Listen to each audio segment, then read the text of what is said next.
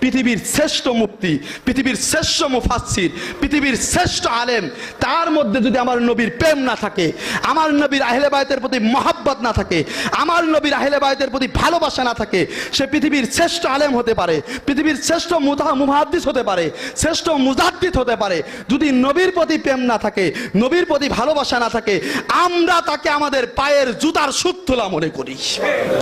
একটা রাস্তার সুইপার, একটা রাস্তার মুসি, একটা রাস্তার হেল্পার, তার মধ্যে যদি নবীর প্রেম থাকে, আহলে বায়তের প্রেম থাকে, আহলে বায়তের ভালোবাসা থাকে, আমরা তাকে আমাদের মাথার তাজ মনে করি।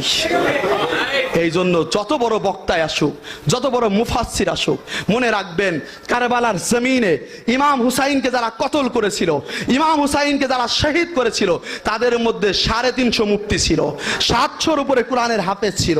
তারা মুফতি থাকার পরেও, হাফেজ থাকার পরেও তাদের কোরআন তাদেরকে হেদায়েত করতে পারে নাই। তার মানে তাদের অন্তরের মধ্যে আহলে বায়তের মহব্বত ছিল, আহলে বায়তের ভালোবাসা ছিল না। আমরা